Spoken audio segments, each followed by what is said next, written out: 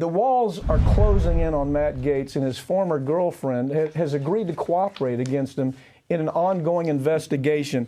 You know, one of the comments I've gotten about your coverage is you've actually on this site you've given the best coverage of Matt Gaetz maybe than anybody besides the Daily Beast. Yeah, they're amazing. People go to those two places. Okay, bring me up to speed. Where are we right now?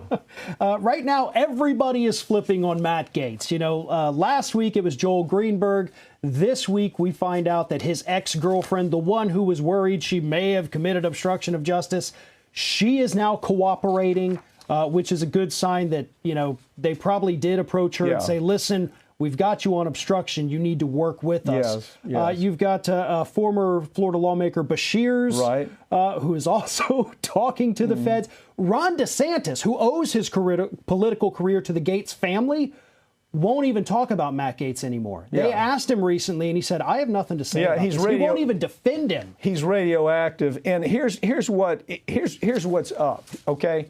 Greenberg is in a posture to where he must cooperate. Okay, they've given him a break on 27 charges. But you know what? The break is over. The break is over if he doesn't give them everything. Now, it's not just Matt Gaetz. Right. There's other folks involved here. We still don't know exactly who they are, but it's an ongoing investigation. You know, that is a two-edged sword, though. Let me talk to you about it from a lawyering standpoint in court. You've seen the same thing. When you have somebody like Greenberg who is everything is riding on it, and you know the cross-examination is pretty easy with Greenberg.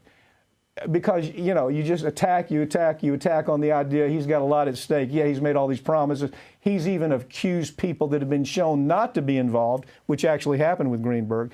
But the girl, that's where it ends. When the girl comes forward and says, yeah, everything Greenberg said is true, that's when it really gets difficult, huh? Right. And what's interesting, too, another new development in this is it's no longer just about the possibility of traveling across state lines to pay an underage girl for sex.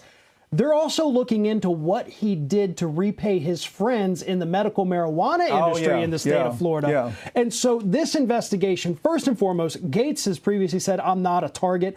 He's the target. He is the target. That is indisputable now. It goes far beyond this. They're casting the widest net possible. You know, there could be some pay to play or some, you know, favors given in exchange for supporting medical marijuana, which is a good thing. I'm glad he did it.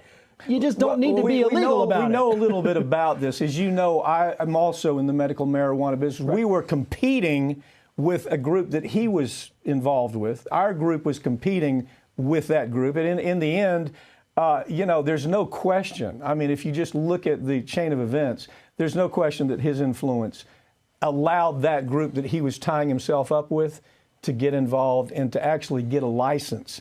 So there's a lot that he ought to be concerned about.